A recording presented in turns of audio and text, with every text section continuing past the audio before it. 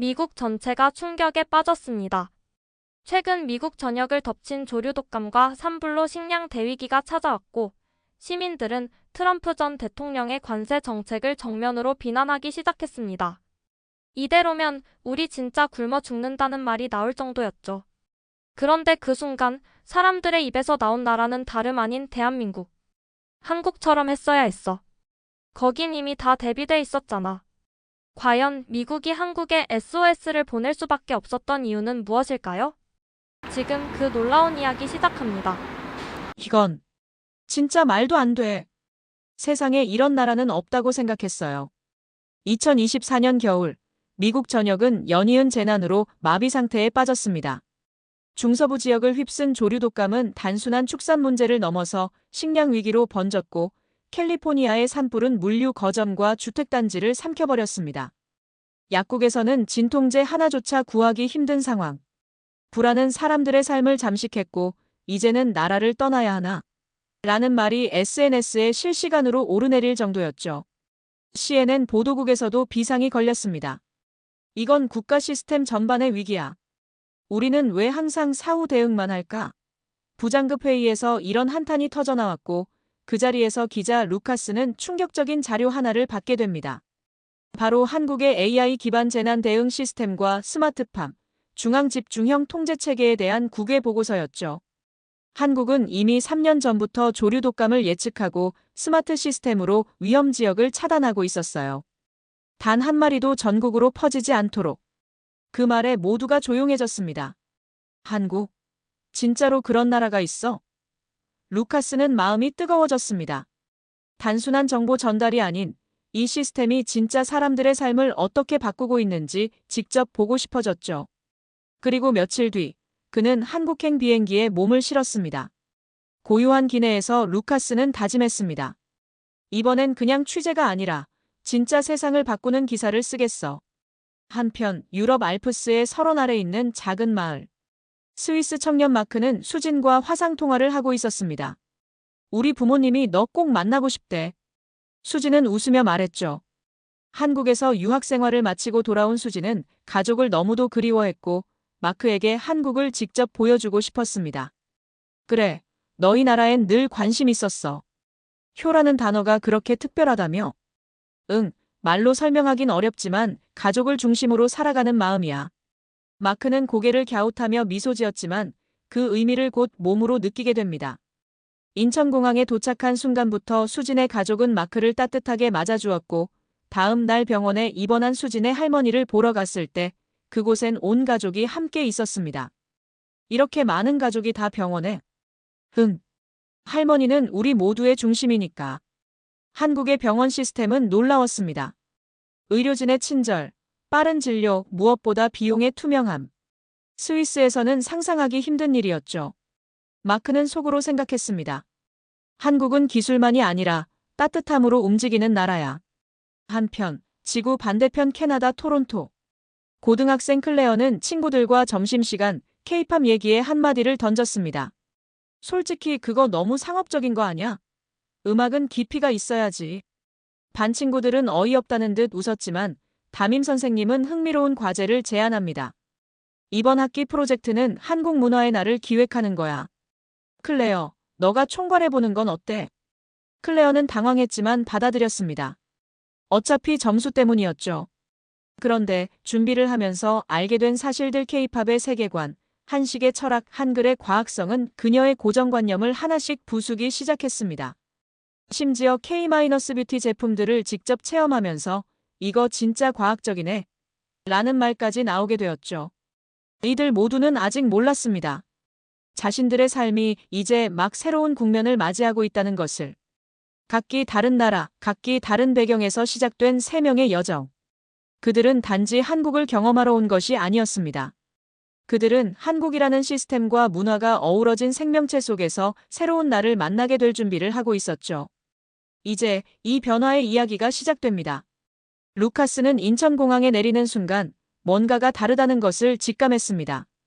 공항 내부는 조용하지만 분주했고 모든 표지판이 영어로 병기되어 있었습니다. 이런 건 유럽 공항에서도 보기 힘든데 그는 메모장을 꺼내며 관찰을 시작했습니다. 하지만 그보다 더 놀라운 건 공항에서 시내로 가는 길이었습니다. 공항 리무진 버스가 시간 맞춰 정확히 도착하고 자동 결제 시스템은 여권으로도 등록이 가능했고 기사님의 정중한 인사까지. 그는 사진을 찍고 녹음을 하며 중얼거렸습니다. 이건 단순한 교통이 아니라 하나의 환영 시스템이야. 호텔에 도착하자마자 루카스는 한국의 식량 안전 컨트롤 타워 관계자와 인터뷰를 잡았습니다.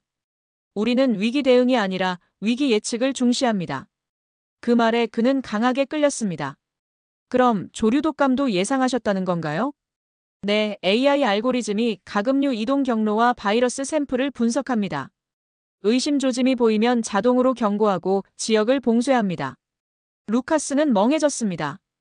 이건 진짜 혁신이야. 미국에선 닭이 죽고 나서야 움직이거든요. 한편 마크는 수진의 할머니 병문안을 마치고 가족들과 함께 저녁을 먹었습니다. 상에 차려진 반찬들의 다양함과 균형, 가족 모두가 함께 둘러앉아 식사하며 나누는 대화. 그는 마음 깊숙이 따뜻함이 밀려오는 것을 느꼈습니다. 스위스도 가족을 중시하지만 이렇게까지 공동체적인 느낌은 아니에요. 마크는 자신도 모르게 휴대폰으로 음식을 하나하나 찍고 있었습니다. 수지는 웃으며 말했죠. 이건 정이야.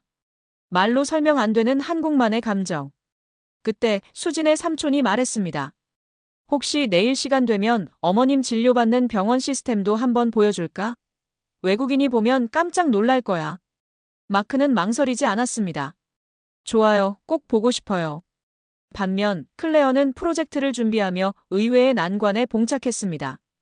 음악 외에 한국 문화를 소개할 게 뭐가 있지? 라는 의문에서 시작해 실제로 각 팀원들이 막막해하던 순간 그녀는 유튜브를 통해 한글 디자인, 한식 철학, 사물놀이 리듬, 패턴 등을 조사하기 시작했습니다.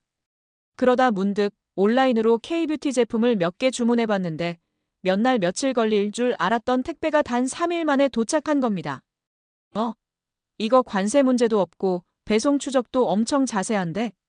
그녀는 처음으로 한국의 물류 시스템과 통관 프로세스에 흥미를 느꼈습니다. 이게 국가적 시스템의 수준 차이라는 거야.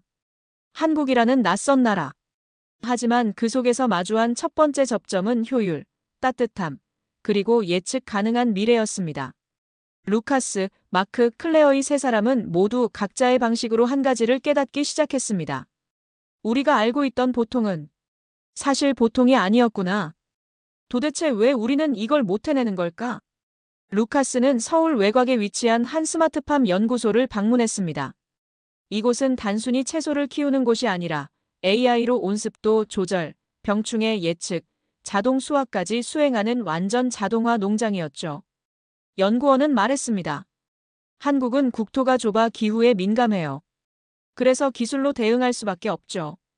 그 말을 들은 루카스는 자신이 1년 전 캘리포니아 농장 화재 현장에서 들었던 말을 떠올렸습니다. 우린 그냥 하늘에 기도하는 수밖에 없어. 비 오면 좋고 안 오면 어쩔 수 없지. 그는 마음이 무거워졌습니다. 한국은 기후변화라는 위기의 기도가 아닌 시스템으로 대응하고 있었던 겁니다.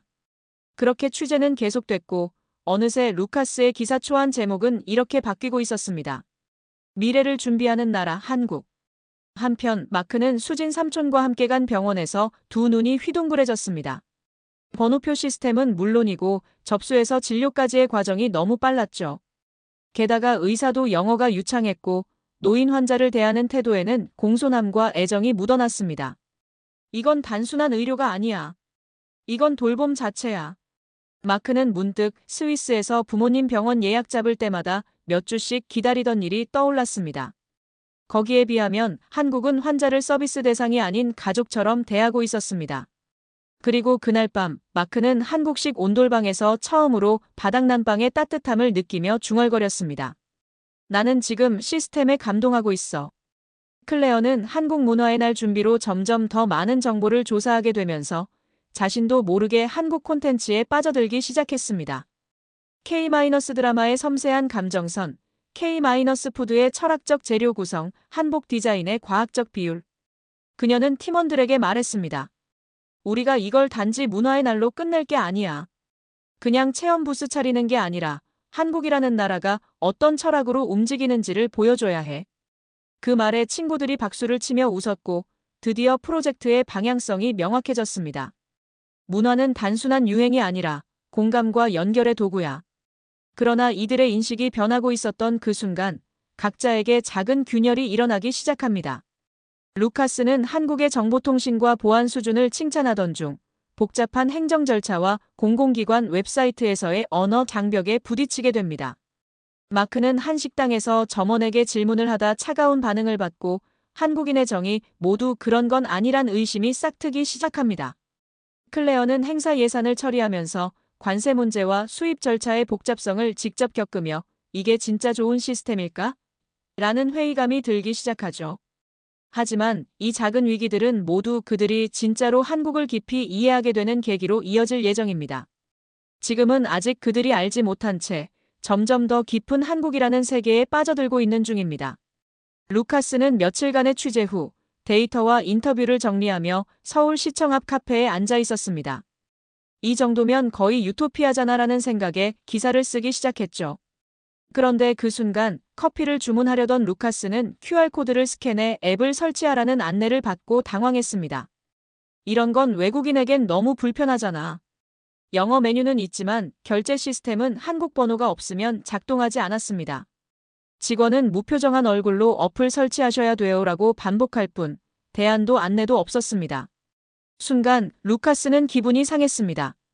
친절한 시스템이라고 생각했던 한국 하지만 정작 그 안엔 외국인을 위한 포용성이 부족하다는 생각이 스쳤죠. 한편 마크는 수진 가족과 함께 시장에 갔다가 작은 충격을 받습니다. 정겹고 활기찬 분위기 속에서 사람들은 가격 흥정도 하고 서로 인사를 주고받았지만 그가 한국어로 제대로 표현하지 못하자 어떤 상인은 짜증 섞인 얼굴로 몰라요. 빨리요. 라고 말했습니다.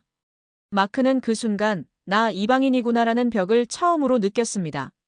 이런 게 바로 문화 충격인가? 수지는 그를 달래며 말했습니다. 가끔은 그래도 다 그런 건 아니야. 그러나 마크의 머릿속에는 스위스에서 외국인을 맞이하던 그들의 매끄러운 매뉴얼과 비교되는 장면들이 스쳐갔습니다. 이 나라는 정은 있지만 매뉴얼은 부족하네. 클레어의 경우 문화의 날 행사는 거의 마무리 단계에 접어들고 있었습니다. 그녀는 학교 예산으로 한국 굿즈를 직접 수입하기 위해 관세 관련 서류를 작성하고 있었죠. 그런데 갑자기 학교 행정팀에서 전화가 왔습니다. 클레어, 이거 세금 계산이 복잡해서 처리가 어려워. 환불하거나 대안 찾아봐야 해. 그녀는 혼란스러웠습니다.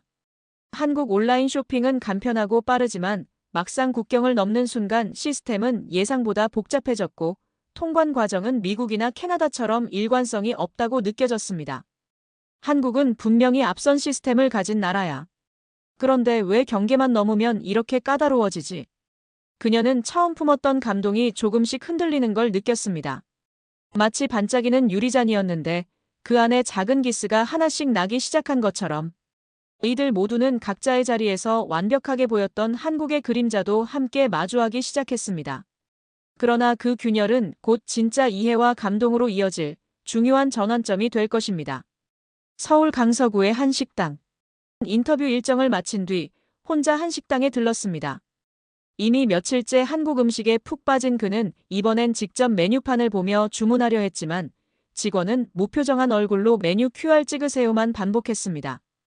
그는 난처한 표정으로 혹시 영어 메뉴 있어요? 라고 물었지만 직원은 짧게 대답했습니다. 없어요. 그 순간 루카스는 마음이 싸늘해졌습니다. 이건 무시야. 분명 외국인을 환영하는 나라라고 생각했는데 실망감을 안고 음식을 기다리던 중 옆 테이블에 앉은 중년의 한국인이 조용히 말을 걸어왔습니다. 혹시 처음 오신 거예요? 네, 좀 당황스럽네요. 여긴 워낙 바빠서 그렇죠. 근데 음식 맛은 진짜 좋아요. 도와드릴까요? 그는 손수 메뉴를 설명해주고 루카스가 주문까지 하도록 도왔습니다. 식사 중 그 한국인은 이렇게 말했습니다. 우린 아직 서비스 매뉴얼이 부족할 수도 있지만 사람 마음은 나쁘지 않아요. 그 말에 루카스는 눈을 떴습니다. 그래, 시스템은 완벽하지 않지만 그 안엔 진심이 있었구나. 한편 마크는 수진 가족과 외식을 하던 중 뜻밖의 일이 벌어졌습니다. 식사 중 갑자기 어금니에 묻어있던 레진이 떨어지며 심한 통증이 찾아온 것이죠. 당황한 마크는 말을 잇지 못했고 수진 가족도 처음엔 이유를 몰랐습니다. 왜 그렇게 음식을 안 먹어? 이 안에 문제가 생겼어요. 그러자 수진의 아버지가 단호히 말했습니다. 그럼 지금 당장 병원 가야지. 마크는 당황했습니다. 지금? 오늘은 토요일인데요?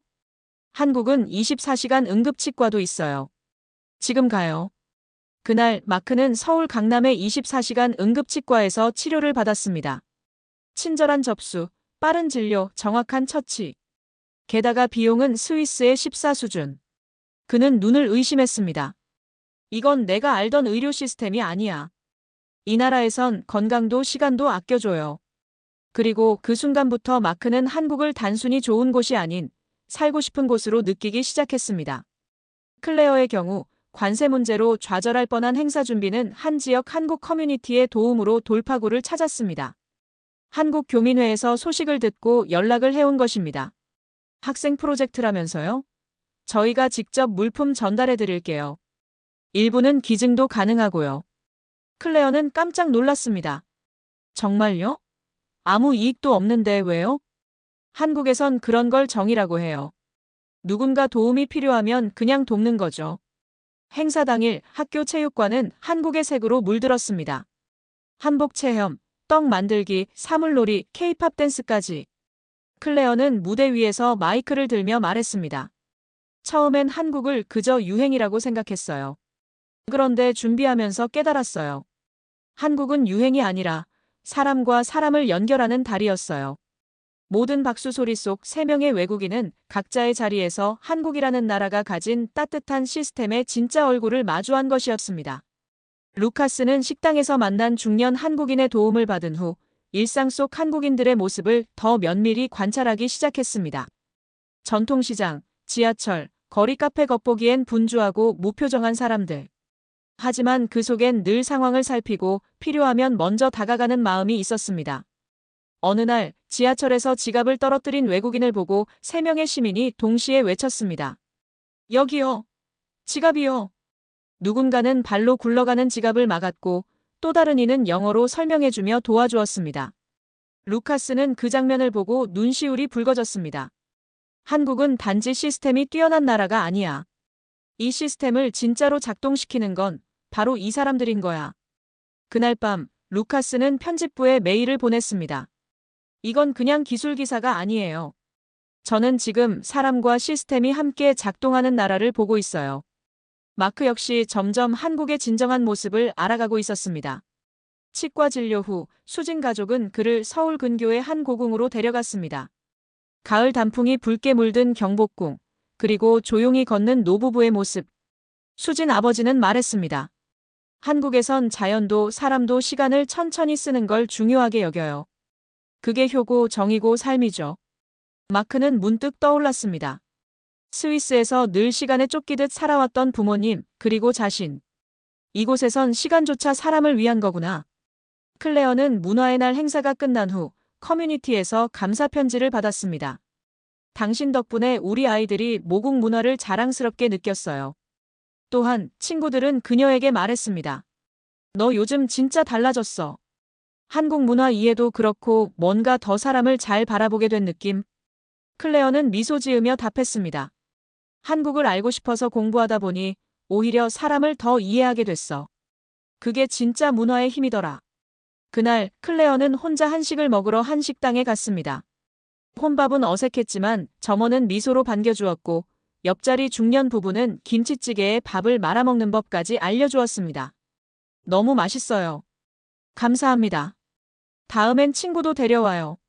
한국은 나눌수록 맛있어지거든요. 그녀는 마음 깊이 느꼈습니다. 한국은 문화가 아니라 마음을 나누는 방식이구나. 그렇게 세 사람 모두는 각자의 방식으로 한국이라는 사회의 깊은 뿌리를 이해하게 되었고, 그것은 단순한 감탄을 넘은 존경과 애정으로 이어지고 있었습니다. 루카스는 식당에서 만난 중년 한국인의 도움을 받은 후 서울의 밤하늘은 여전히 밝았다. 도시는 분주했지만 루카스의 마음은 이상하리만큼 고요했다. 출장 마지막 날, 그는 숙소에서 가방을 싸다 말고 노트북을 열었다. 며칠 전만 해도 한국은 그에게 단순한 취재 대상이었다. 그런데 지금 이 나라는 그의 마음 한가운데 깊숙이 자리 잡아버렸다. 기술은 미래를 만든다. 하지만 정은 그 미래에 머물고 싶게 만든다. 루카스는 그렇게 기사 초안을 마무리 지었다. 마지막 문장을 입력하는 순간 그는 한국에서 만난 수많은 얼굴들을 떠올렸다. 도와주던 식당 아주머니, 지하철에서 지갑을 주워준 시민들, 질문 하나에도 열정적으로 설명해주던 스마트팜 연구원까지. 그들은 각자의 일상을 살아가면서도 낯선 일을 따뜻하게 품을 줄 아는 사람들이었다. 며칠 뒤 루카스의 기사는 CNN 웹사이트 메인에 올랐다. 제목은 이랬다. 예측하는 나라, 배려하는 사람들, 한국에서 배운 것들. 댓글란에는 전 세계 독자들의 감탄이 이어졌다. 이런 나라가 정말 존재하나요? 읽고 나서 눈물이 났어요. 나도 한국에 가보고 싶어요. 이 기사 덕분에 희망이 생겼어요.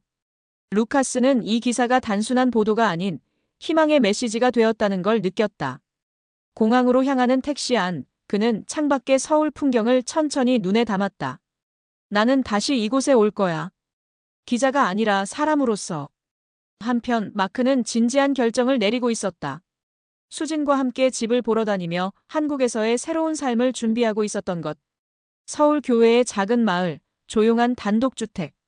정원엔 감나무가 심어져 있었고 벽난로 대신 온돌이 깔려 있었다. 이런 집에서 아이를 키우면 참 좋겠다 마크는 상상했다. 수진과 함께한 일상은 마크의 가치관을 완전히 바꿔놓았다. 한국의 효문화는 단지 가족을 챙기는 수준이 아니었다. 부모와 자녀, 형제자매, 이웃과의 관계에서까지 서로를 배려하며 살아가는 마음이 깃들어 있었다. 치과에서의 경험, 시장에서 느꼈던 다정함, 병원에서 만난 노인 환자들과의 짧은 대화. 이 모든 순간이 그에게 말해주고 있었다. 여긴 살아가는 법을 가르쳐주는 나라야. 그는 스위스 부모님께 긴 편지를 보냈다. 부모님, 스위스는 너무나 훌륭한 나라예요. 하지만 이곳에선 사람이 중심이라는 걸 매 순간 느끼게 됩니다. 단지 함께 있는 게 아니라 함께 살아가는 곳. 이제는 이 땅에서 나만의 가족을 이루고 싶어요. 클레어도 그녀만의 방식으로 한국을 마음에 새기고 있었다. 한국 문화의 날 행사는 대성공이었다. 친구들은 그녀에게 박수를 보냈고 선생님은 감사장을 전해주었다. 하지만 진짜 변화는 그녀의 내면에서 일어나고 있었다. 그녀는 점점 더 한국어 공부에 빠져들었고 K-팝 댄스 동아리를 만들었으며 지역 한인 커뮤니티와도 정기적으로 교류하기 시작했다. 처음엔 프로젝트였지만 이제는 삶의 일부가 된 것이었다. 난 그저 유행에 회의적이던 고등학생이었어. 하지만 한국을 준비하면서 알게 되었어. 문화는 유행이 아니라 연결이야. 사람과 사람을 이어주는 다리. 클레어는 그 다리가 되고 싶었다. 그래서 그녀는 결심했다. 대학에 가면 한국어를 전공할 거야. 그리고 유학 가서 진짜 한국을 살아볼래. 어느 날 클레어는 혼자 한식당에 가서 김치찌개를 시켰다. 어색한 발음으로 고맙습니다를 말하자 점원은 따뜻하게 웃으며 대답했다. 잘하시네요. 한국어. 그녀는 웃었다. 감사합니다. 다시 올게요. 그렇게 세 사람은 각자의 길에서 한국이라는 경험 속에서 변화했습니다. 루카스는 기자에서 사상가로, 마크는 연인에서 가족을 만드는 사람으로, 클레어는 학생에서 문화의 다리로. 이들의 공통된 결론은 하나였습니다. 한국은 단순히 잘 만든 시스템이 아니다. 그 안에서 살아가는 사람들이 진짜 보석이다. 위기 속에서 드러난 시스템의 차이, 그 속에서도 묵묵히 서로를 돌보는 한국인의 정. 그 따뜻한 정이 세 명의 인생을 바꾸었다면 이제 그 변화의 바통은 당신에게 전해집니다. 이 이야기가 여러분께 작은 울림이 되었기를 진심으로 바랍니다. 다음 이야기에선 또 어떤 한국의 모습이 펼쳐질까요? 한국을 향한 여정은 계속됩니다. 구독과 좋아요 잊지 마시고요. 다음 영상에서도 세상을 뒤흔드는 또 하나의 이야기로 찾아오겠습니다. 감사합니다.